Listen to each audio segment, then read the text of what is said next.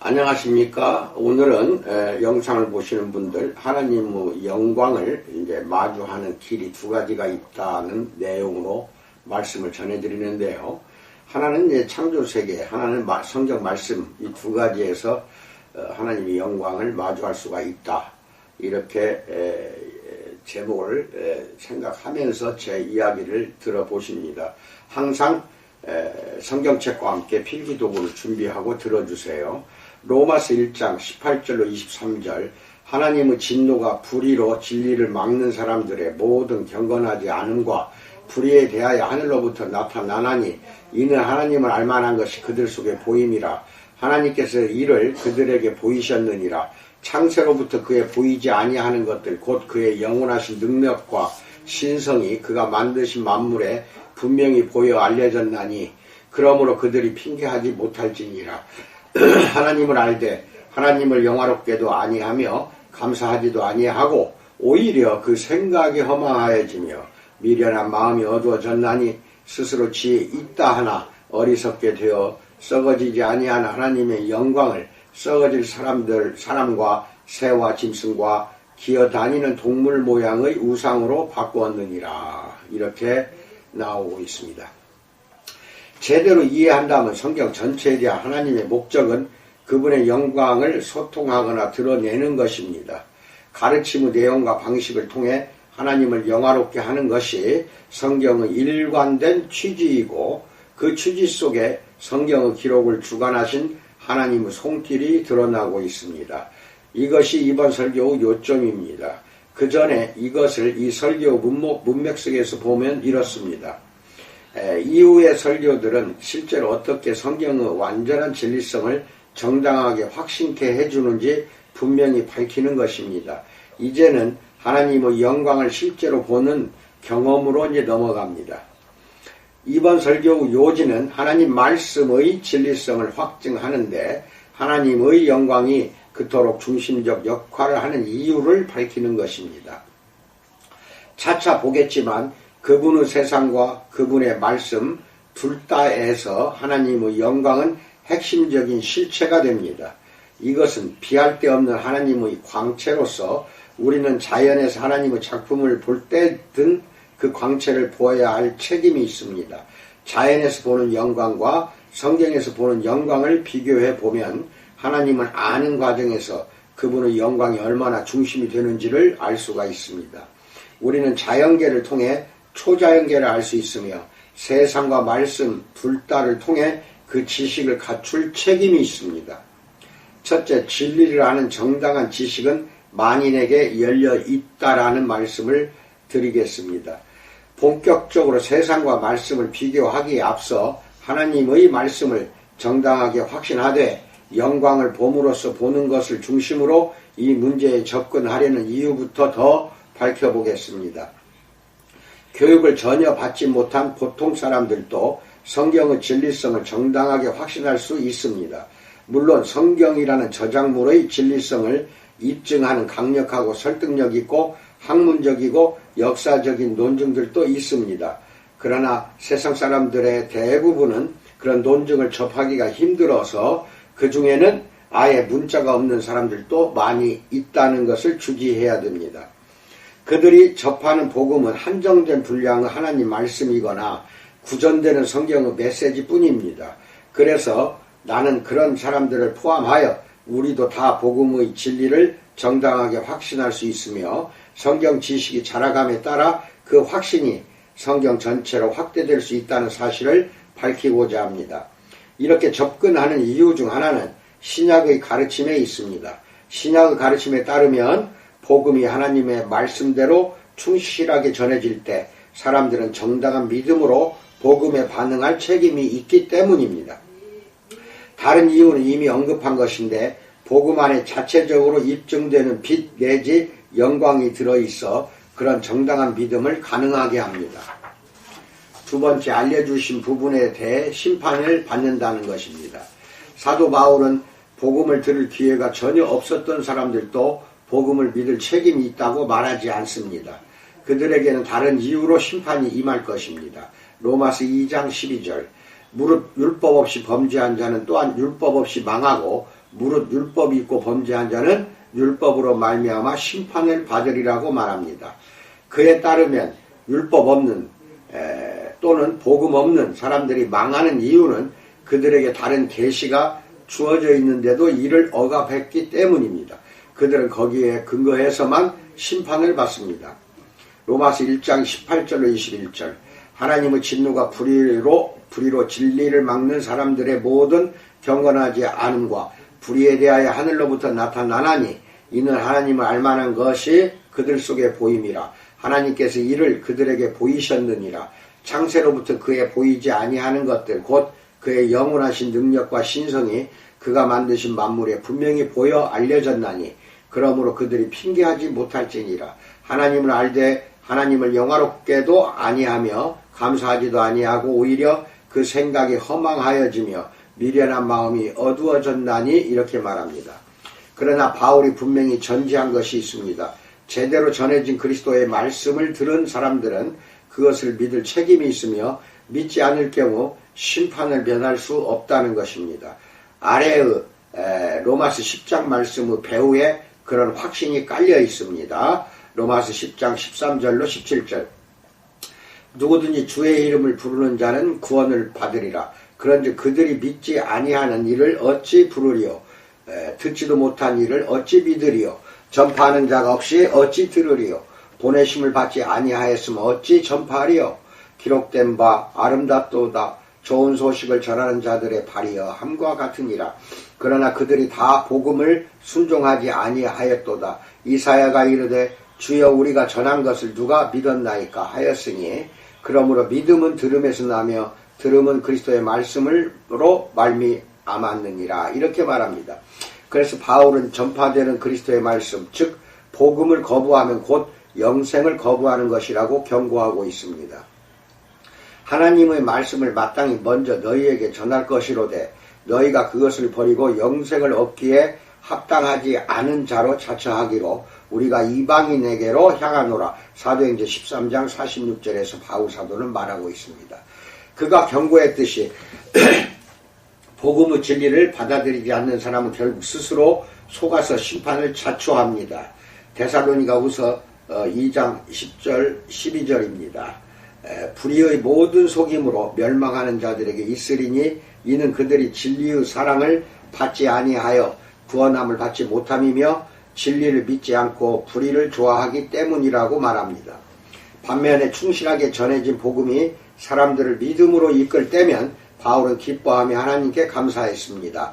데살로니가전서 2장 13절 이러므로 우리가 하나님께 끊임없이 감사하면 너희가 우리에게 들은 바 하나님의 말씀을 받을 때에 사람의 말로 받지 아니하고 하나님의 말씀으로 받음이니 진실로 그러하도다. 이 말씀이 또한 너희 믿는 자 가운데서 역사하느니라. 이렇게 말합니다. 그래서 성경에 입각한 나의 결론은 이것입니다. 복음이 하나님의 말씀대로 충실하게 전해질 때 사람들은 복음을 믿을 책임이 있습니다. 세 번째, 이 정당한 믿음은 복음을 통해 가능하다에 대해서 알아봅니다.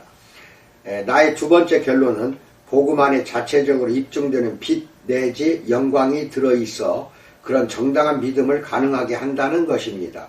이것을 우리는 바울이 그리스도의 영광의 복음 광채와 예수 그리스도의 얼굴에 있는 하나님의 영광 아는 빛을 말하는 대목 고린도후서 4장 4절로 6절에서 아주 똑똑히 보았습니다. 다시 말해서 바울은 마음의 눈으로 볼 수 있는 영광이 복음, 다시 말해 충실하게 전해진 그리스도의 말씀 로마서 10장 17절 즉 죄인들을 구원하시는 모습을 통해 그분의 인격과 사역을 보여주는 말씀 안에 있다고 가르칩니다. 에베소서 1장 17절 고린도후서 4장 6절 찾으세요. 그래서 우리도 본문에 대한 조나단 에드워즈의 이런 말에 공감한 바가 있습니다. 이보다 더 분명한 사실은 없으니 곧 여기서 사도는 복음을 믿어 구원에 이르려면 사고의 조명을 받아 복음에 드러난 하나님의 영광을 보아야 한다고 말한다. 사람이 복음의 진리에 대해 웬만큼 탄탄한 납득과 확신에 이르려면 진리의 내적 증거가 필요하다. 그것이 바로 앞서 말한 방법 즉 진리의 영광을 보는 일이다. 그게 없다면 역사의 생소한 문맹들은 결코 복음에 대한 철저하고 실효성 있는 확신에 이를 수 없다라고 에드워즈는 말합니다. 우리가 취하는 접근은 바로 거기서 비롯되었습니다. 첫째로 구원받으려면 복음을 들어야 하며 일단 들은 사람들은 진리를 믿을 책임이 있다는 것이고, 둘째, 복음 안에 자체적으로 입증되는 빛 내지 영광이 들어있어 그런 정당한 믿음을 가능하게 합니다. 그리고 신자의 성경 지식이 자라감에 따라 하나님의 그 영광이 이 모두를 확증해 주는 것입니다. 이제 이번 설교 핵심 과제로 들어가서 세상을 통해 보는 하나님의 영광과 말씀을 통해 보는 그분의 영광을 비교해 봅시다. 네 번째, 하나님을 알만한 것이 그들 속에 보임이라에 대해서 말합니다. 우선 어떻게 하나님이 인간에게 자연계에서 그분의 영광을 보기를 기대하시는지 생각해 봅시다. 그러면 어떻게 그분이 우리에게 그분의 기록된 말씀에서 그 영광을 보기를 기대하시는지도 훨씬 잘 알 수 있습니다. 핵심이 되는 성경 본문은 로마서 1장 19절로 21절입니다. 바울은 여기서 온 세상의 인류 전반에 대해서 말합니다. 이는 하나님을 알만한 것이 그들 속에 보임이라. 하나님께서 이를 그들에게 보이셨느니라. 창세로부터 그의 보이지 아니하는 것들 곧 그의 영원하신 능력과 신성이 그가 만드신 만물에 분명히 보여 알려졌나니 그러므로 그들이 핑계하지 못할지니라. 하나님을 알되 하나님을 영화롭게도 아니하며 감사하지도 아니하고 오히려 그 생각이 허망하여지며 미련한 마음이 어두워졌나니라고 말합니다. 본문에 보듯이 하나님은 우리에게 그분을 알만하게 하셨으며 모든 인간에게 그분을 알고 영화롭게 하고 감사할 책임을 물으십니다. 20절의 보이지 아니하는 것들이라는 말을 잘 보십시오. 하나님은 바로 그것들을 계시하십니다. 보이지 아니하는 것들을 알만하게 하셨습니다. 그분 자신 곧 그분의 영광과 선행 이를 인해 그분을 영화롭게 하고 감사함이 마땅하다를 알만하게 하십니다. 그분이 알만하게 하시는 것들은 구체적으로 무엇인가요? 바울이 언급한 보이지 아니하는 것들은 그의 영원하신 능력과 신성 즉 하나님 되심이라는 두 가지입니다. 20절 찾아보세요. 물론 알다시피 하나님은 자연계에 자신의 다른 보이지 않는 속성들로 계시해 주십니다.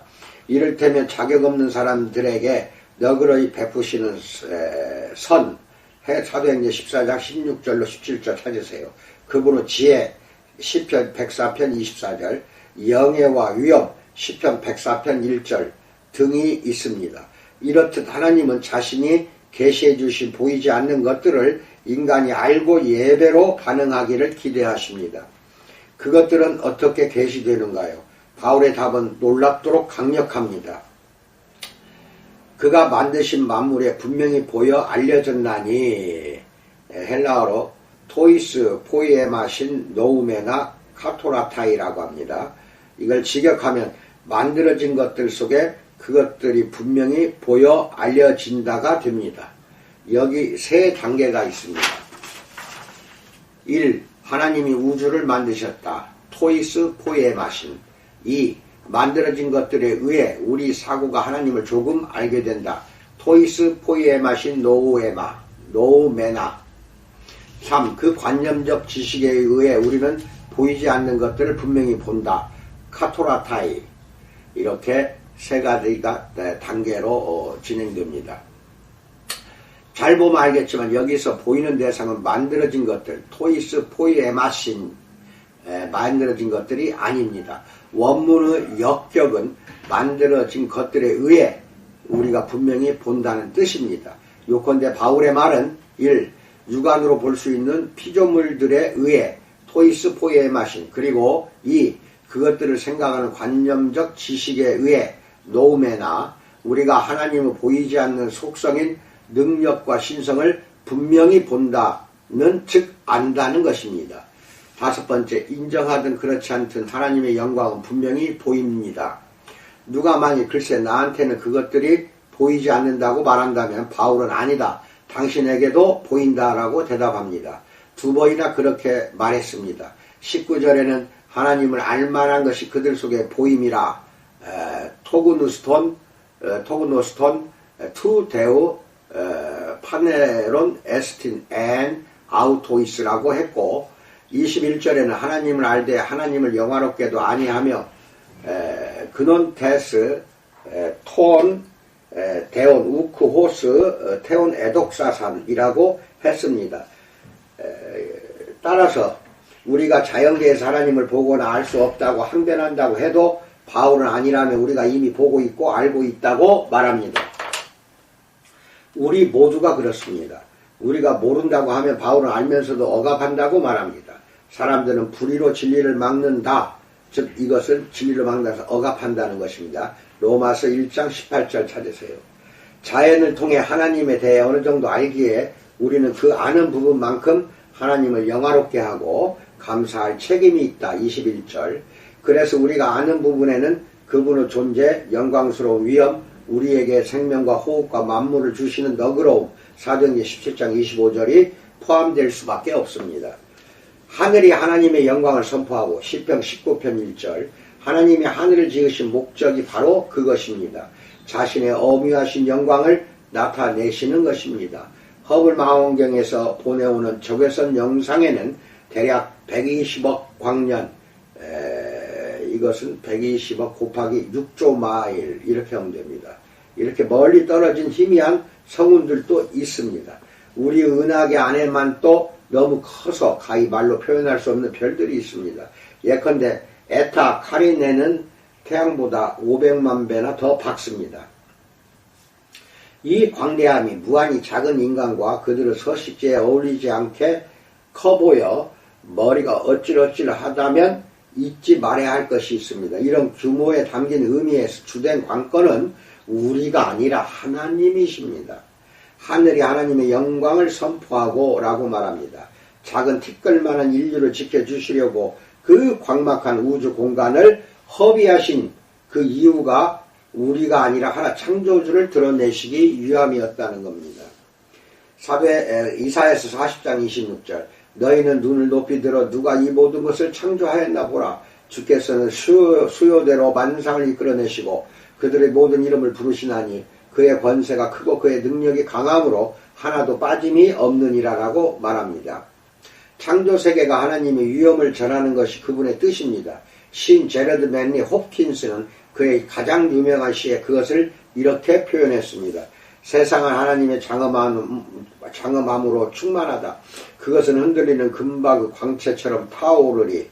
사물마다 깊은 곳에 가장 귀한 신선함이 살아있어 검은 서편으로 마지막 빛이 사라져도 갈색 동편 언저리로 아침이 솟아오른다. 뒤틀린 세상을 성령께서 따스한 가슴과 찬란한 날개로 품고 계시기에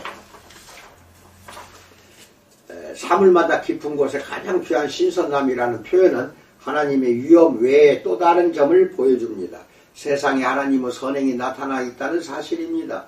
하나님은 우리가 그분의 영화롭게 할 뿐 아니라 또한 감사하기를 바라십니다. 로마서 1장 21절 찾으세요. 우리를 붙들어주고 기쁘게 하는 모든 것은 결국 그분의 손에서 옵니다. 우리가 그것을 우상화하여 하나님의 자리에 두고 있을지라도 말입니다. 시편 36편 7절로 9절 찾으세요. 그러나 죄의 영향으로 우리는 하나님께 영광과 감사를 돌리기를 거부합니다. 21절 영혼 깊은 곳에 하나님의 위엄과 절대적 충족성에 저항하는 심리가 도사리고 있습니다. 우리는 그분의 능력에 전적으로 복종하거나 그분의 자비에 전적으로 의존하기를 싫어합니다. 나아가 하나님께 대한 이 반항심이 너무 저주스러워 그것을 의식하고는 살아갈 수 없음도 가슴 깊이 알고 있습니다. 그 결과 진리로 막아 18절 생각이 허망해지고 마음이 어두워진다. 21절 우리는 하나님의 존재를 부정하거나 아니면 그분의 위엄을 견딜만하게 왜곡한다. 이 말씀을 잘 기억하세요. 여섯 번째, 내가 자연계를 통해 아는 것은 무엇인가요? 바울이 로마서 1장 18절로 23절에서 가르치는 내용은 성경의 진리성을 어떻게 아느냐의 문제와 밀접하게 연관되어 있습니다. 그동안 내가 세상과 말씀을 경험하며 걸어온 길로 지금부터 함께 가봅시다. 로마서 1장에서 나는 다음과 같은 충격적 실상에 직면합니다. 김명중에게 하나님을 알만한 것이 밝히 보이고 하나님이 김명중에게 자신을 보이셨으며 19절 사고의 작용과 지어진 만물을 통해 하나님의 능력과 신성이 김명중에게 분명히 알리셨고 20절 그리하여 김명중은 존재의 근원으로부터 하나님을 알되 21절 조금이라도 그분께 합당하게 그분을 영화롭게 하거나 감사하지는 않았다. 여기 내 이름 있는 자리에 여러분 이름을 넣어서 한번 다시 읽어보세요. 자신에 대한 이런 기막힌 실상에 부딪힌 나는 그동안 자연계를 통해 하나님에 대해 알게 된 것들을 솔직히 하나하나 꼽아보았다. 하나님을 아는 지식 중에서 한 인간으로서 내 의식이 세상 속에서 직접 작용한 부분만을 내 마음과 사고 속에서 최대한 가려내 보니 아래와 같았습니다. 성령의 특별한 은혜인 중생과 사고 변화가 없더라도 내가 이 모두를 보았을 것이라는 말은 아닙니다. 물론 성경이 그렇게 나와 있기 때문에 보았다는 말도 아닙니다. 물론 성경이 그렇다면 그런 것이지만 말입니다. 내가 본 것들에는 관찰 자체만이 아니라 관찰한 내용에 대한 논리적 사고도 포함됩니다. 성령의 은혜와 능력이 없이는 내가 이것들을 얼마나 보았을지 모르지만 내 요지는 이 모두가 성경 속에만 아니라 정말 자연 속에 있어 누구나 볼 수 있다는 것입니다. 이를 보지 못한다면 창조주께서 세상에게 책임을 물으실 것입니다. 1. 하나님은 존재하십니다. 이거야말로 세상 가장 기본적인 의미이며 모든 사람에게 알려져 있다. 2. 하나님은 하나님 아닌 모든 영적 물리적 실제의 단일한 창시자이시다. 만물의 절대적 창시자가 둘이라는 것은 그 자체가 모순이다. 3. 하나님은 전적으로 스스로 충족하시며 외부의 그 무엇에도 의존하지 않고도 그대로 완전하시다. 만물의 창조주라면 그런 존재일 수밖에 없다. 4. 하나님은 시작과 끝이 없고 덜한 상태에서 나온 상태로 발전할 수도 없으며 따라서 완전한 절대자이시다. 존재와 능력을 하나님께 절대적으로 의존하고 있는 피조물이 그분을 더 나아지게 할 수는 없다. 5.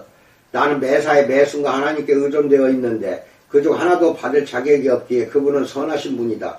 이것은 만물을 창조하시고 붙드시는 하나님의 절대성, 주의 무궁무진한 풍요로움, 자신의 내적 기준에 부합하지 못하는 데 따른 내 양심의 가책 등에서 규결되는 논리다. 6. 하나님은 인격적이시며 나에게 물리적 몸만 아니라 인격을 주신 인격체로서 나를 상대하신다. 하나님이 인격체이셔야만 나에게 인격과 본유의 도덕관념이 있다는 사실이 설명될 수 있다. 7. 대우주, 많은 성운이죠. 대우주와 소우주, 분자와 세포, 소우주에 나타나는 지성적 설계는 하나님으로만 설명된다. 자동차가 인간의 존재를 증언하는 것만큼이나 명백한 사실이다. 8. 하나님은 모든 것을 아신다. 모든 것을 지으셨고 붙들고 계시기 때문이다. 9. 하나님은 마땅히 경외와 칭송과 감사를 받으셔야 하며 지도와 도움을 구해야 할 대상이다. 이것은 여태까지 본 모든 것에 비추어 내 본유의 도덕적 판단 기준에서 비결되는 논리다. 9. 하나님이 보시기에 나는 그분께 합당한 영광과 감사를 드리지 못한 죄인이다. 따라서 인류 보편의 악한 양심에 대한 궁극적 설명도 그분께 있다. 이것은 하나님의 완전하신 성품에서 그리고 내 양심이 초질관 단호하게 지적하는 나의 도덕적 결함에서 규결되는 논리다. 10. 하나님은 나를 죄에서 구원하실 수 있으나 그러려면 그분께 저항하는 내 악한 성향을 이기셔야 하고 그분의 영광이 지속될 길을 내시되 나의 반역죄를 벌하지는 않으셔야 한다. 분명히 내가 그분의 영광을 무시했는데 무한한 선을 욕되게 한 이렇게 큰 빚을 갚을 수는 없기 때문이다. 다시 말하지만 여기서 요지는 이 모두를 우리가 성령의 특별한 도움 없이 본다는 것이 아닙니다. 요지는 그것이 정말 자연 속에 있어서 누구나 볼 수 있으며 우리에게 그것을 볼 책임이 있다는 것이 요지입니다. 7번째, 모르리야 모를 수 없는 충격적이고도 자명한 사실들에 대해서 알아봅니다. 이 모두가 결국 다음과 같은 깊고도 불가피한 깨달음으로 이어집니다. 즉 하나님은 세상에 그분의 영광 곧 모든 면에서 완전하신 그분의 위대함과 아름다움을 전하도록 지으셨습니다. 그분은 내가 그 영광을 경험하고 이를 통해 그분께 영광과 감사를 돌리도록 지으셨습니다. 나는 하나님의 영광을 확대 찬미하도록 창조되었습니다. 작은 것을 실제보다 커 보이게 하는 그런 창조됐고, 현미경의 확대 방식이 아니라 육안에 작아 보이는 것을 실제대로 커 보이게 하는 망원경의 확대 방식으로 말입니다. 또 나는 하나님께 감사함이 그분을 영화롭게 하는 길임을 직관으로 압니다. 나를 선대하시는 하나님을 겸손히 의지하며 감사로 증언할 때 그분의 영광스러운 선행이 확대가 됩니다. 시편 50편 23절에도 그렇게 나와 있습니다. 감사로 제사를 드리는 자가 나를 영화롭게 하나니 라고 말합니다. 또 하나 내게 직관적으로 명백한 것이 있습니다. 하나님의 자기 계시에 내가 마땅히 감사해야 한다면 이는 그분이 계시하신 영광이 나의 유익을 위한 것이라는 뜻입니다.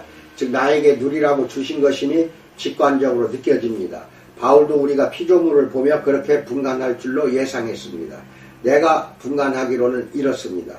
영광을 계시해 주신 하나님께 깊이 빚진 마음이 든다면 이는 그 계시가 내게 유익하다는 증거입니다.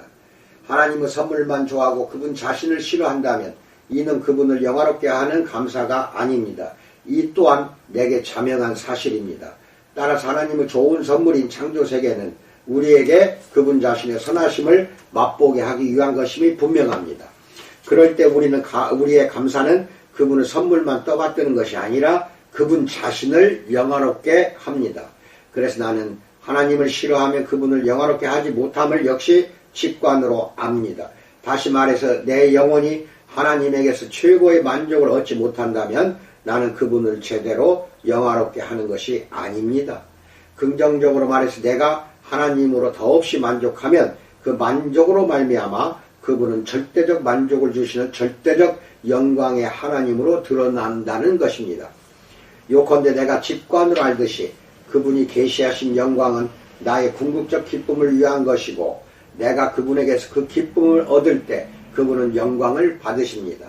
이 지식은 나와 세상이 창조된 원리 속에 주어져 있으며 시편 19편 1절로 5절로 확정됩니다. 하늘이 하나님의 영광을 선포하고 궁창이 그의 손으로 하신 일을 나타내는도다.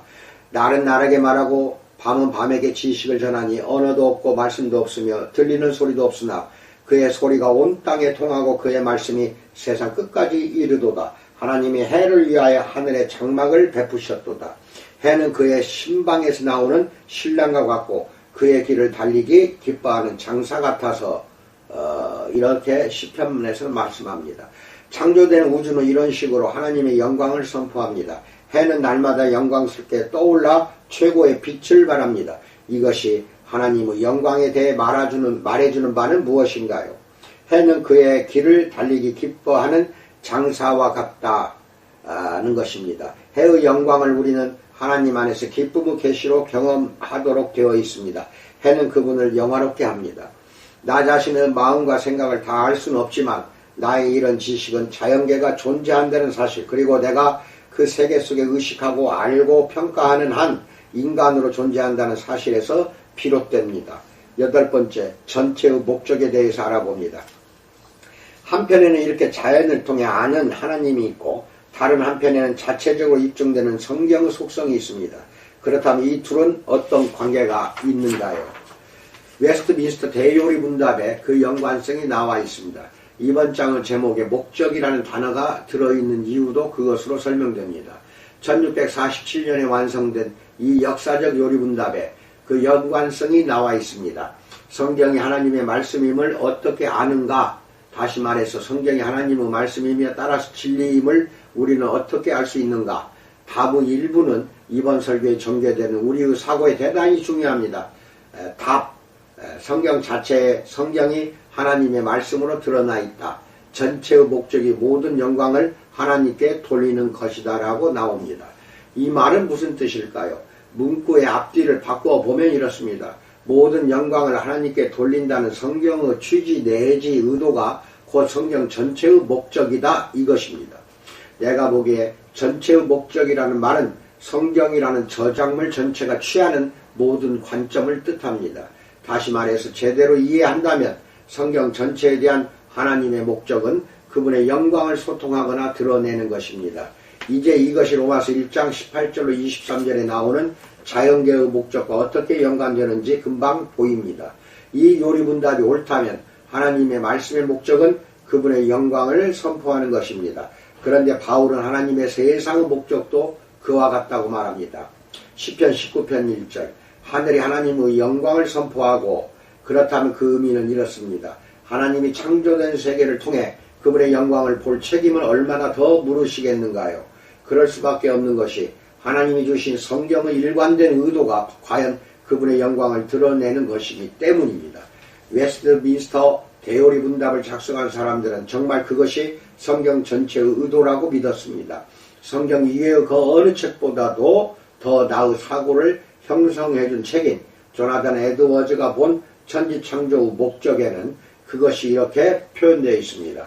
성경 어디를 보아도 하나님의 피조물의 궁극적 목표는 하나님의 영광이라는 이 한마디 속에 다 들어있다. 이 광휘는 피조물을 속속들이 비추고 다시 발광체 쪽으로 반사된다. 하나님의 일부로서 그분에게서 나온 영광의 광선은 다시 발원지로 돌아간다. 이렇듯 전체가 하나님의 것이고 하나님 안에 있고 하나님께로 돌아가며 이 일의 시작과 중간과 끝은 하나님이시다라고 말합니다. 다시 말해서 해 아래 벌어지는 모든 일은 궁극적으로 하나님의 영광을 위한 것입니다. 그것이 성경 전체에 시종일관 증언되어 있는 진리입니다. 그것이 자신의 세상을 향한 하나님의 의도요, 자신의 말씀을 향한 하나님의 의도입니다. 그것이 세상과 말씀을 향한 하나님의 의도이기에 하나님의 영광은 평범한 사람들이 세상과 말씀을 통해 하나님을 알게 되는 데서 중심적 역할을 합니다. 9번째, 우리를 지으신 목적에 대해서 알아봅니다. 우리는 세상과 말씀을 통해 하나님의 영광을 알도록 지음받았습니다. 잠시 로마서 1장으로 다시 돌아가 봅시다. 바울은 모든 인간이 영혼 깊숙이 하나님을 알되 21절로 말합니다. 이는 하나님을 알만한 것이 그들 속에 보임이라 19절입니다. 구체적으로 그는 모든 인간이 하나님의 영광을 안다고 했습니다. 바로 그것이 그들이 억압하는 진리이고 바꾸는 보물이기 때문입니다. 썩어지지 아니한 하나님의 영광을 썩어질 사람과 새와 짐승과 기어다니는 동물 모양의 우상으로 바꾸었느니라 23절입니다. 모든 인간이 하나님의 영광을 알긴 하지만 내 생각에 바울의 말은 그것이 구원에 이르는 영적 지식이라는 뜻은 아닙니다. 그래서 그는 우리가 하나님의 진노 아래 있으며 핑계할 수 없다고 18절로 21절에서 말합니다. 그보다 그의 말은 우리가 다 하나님의 형상대로 창조되어 그분의 영광을 반사하는 본연의 숙명을 받았기에 우리 영혼 안에 그 원인의 흔적이 있다는 것입니다. 죄는 우리의 가장 큰 보물과 즐거움인 하나님의 영광을 왕위에서 몰아냈습니다. 하지만 죄가 하나님이 빚으신 원판까지 파괴시킨 것은 아니어서 영광이 퇴위당한 뒤에도 그 원한의 흔적은 그대로 남아있습니다. 우리는 하나님의 영광을 위해 지음받았습니다. 사고함으로 하나님의 영광을 알도록 설계되었고 마음으로는 그분의 영광을 사랑하도록 설계되었습니다. 인간 영혼의 가장 깊은 갈망은 하나님의 영광을 알고 즐거워하는 것입니다. 우리는 이를 위해 지음받았습니다. 이사야 43장 6절로 7절 내가 북쪽에게 이르기를 내놓으라 남쪽에게 이르기를 가두어 두지 말라 내 아들들을 먼 곳에서 이끌며 내 딸들을 땅끝에서 오게 하며 내 이름으로 불려지는 모든 자 곧 내가 내 영광을 위하여 창조한 자를 오게 하라 그를 내가 지었고 그를 내가 만들었느니라고 고백합니다. 그 영광을 보고 맛보고 드러내는 것 그것이 우리가 존재하는 이유입니다. 상상을 초월하여 끝모르게 뻗어나간 우주라는 피조물은 무궁무진하게 풍성한 하나님의 영광 로마서 9장 23절 보여주는 하나의 비유입니다. 육아는 영혼의 눈에게 이렇게 말하도록 되어 있습니다. 내 영혼이 갈망하는 것은 이것이 아니라 이것을 지으신 분이다. 항상 이렇게 영혼의 눈에게 말하자면은 육안의 눈이 말하도록 되어 있습니다. 바울은 우리가 하나님의 영광을 바라고 즐거워한다고 로마서 5장에서 2절에서 말했고 더 구체적으로 우리를 영광 받기로 예비하신 존재라고 로마서 9장 23절에서 말합니다. 즉 우리는 긍휼의 그릇에 대하여 그 영광의 풍성함을 알게 하고자 창조되었다고 로마서 9장 23절에서 말합니다.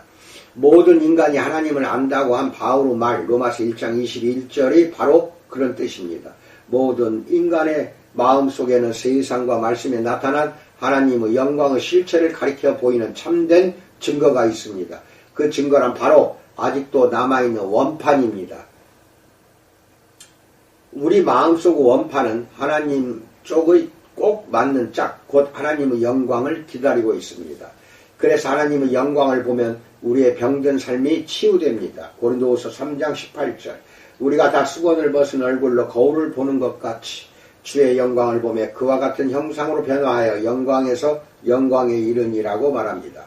모든 영혼 안에는 우리가 하나님의 영광을 위해 창조되었음을 보여주는 증거가 있습니다.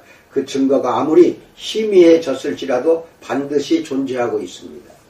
10번째, 하나님을 세상을 통해 알 때와 말씀을 통해 알 때의 차이에 대해서 알아봅니다. 하나님이 자연을 통해 자신의 영광을 제시하시는 방식과 성경 감화를 통해 자신의 영광을 계시하시는 방식은 다릅니다. 태양이 하나님의 영광을 드러내는 방식과 로마서가 그분의 영광을 드러내는 방식은 다릅니다. 로마서의 경우 하나님의 영광을 드러내는 것은 물리적 양피지와 먹과 글씨가 아니라 기록물의 의미, 뜻입니다. 하나님의 의도는 누구든지 바울의 편지 원문을 보고 이 필적의 배후에 계신 하나님은 얼마나 영광스럽고 선하신 분인가라고 말하는 것이 아닙니다. 하나님의 인도로 기록한 바울의 말이 계시인 까닭은 하나님이 그것을 도구로 택하여 의미를 전하셨기 때문입니다. 반면에 태양은 양피지와 먹과 글씨와 같지 않습니다. 창조세계만이 이글거리는 광대함과 아름다움으로 하나님의 영광을, 즉 말씀의 의미를 직접 계시해 줍니다. 하나님은 우리가 이 해같은 기록물을 보고 이렇게 정열적인 글을 쓰신 하나님은 얼마나 영광스럽고 선하신 분인가 라고 말하기를 바라고 계십니다. 11번째, 하나님의 세상과 말씀은 그분의 영광을 드러내 줍니다. 마지막입니다. 자연을 통한 하나님의 계시와 성경을 통한 계시가 서로 다름에도 불구하고 이 비교는 중요하고 교훈적입니다. 바로 이것이 이번 설교의 주제입니다. 즉 하나님의 세상과 그분의 말씀은 둘 다 그분의 영광을 드러내줍니다. 이 비교가 교훈적인 데는 세 가지 이유가 있습니다. 첫째로 이 비교에서 보듯이 자연계와 감화된 말씀은 양쪽 다 전체의 목적이 하나님의 영광입니다. 대요리 문답에 성경 자체에 성경이 하나님의 말씀으로 드러나 있다. 전체의 목적이 모든 영광을 하나님께 돌리는 것이다 라고 되어 있습니다.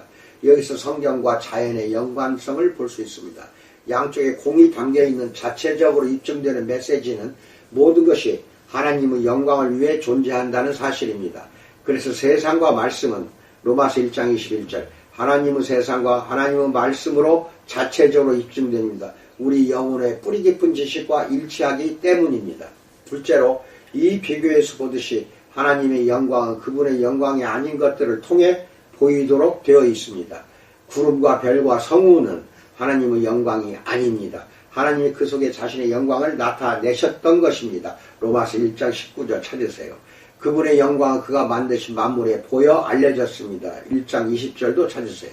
이것이 가능함은 우리 자신이 하느님을 알기 때문입니다. 로마서 1장 19절과 21절 찾으세요.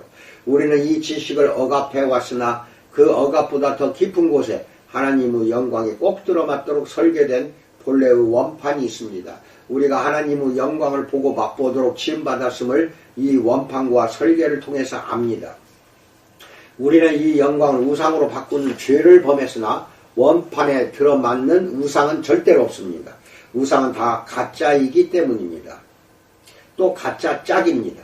이렇듯 세상과 우리 영혼 안에는 우리가 하나님의 영광을 위해 그분을 예배하도록 지음받았음을 보여주는 일관된 증거가 있습니다.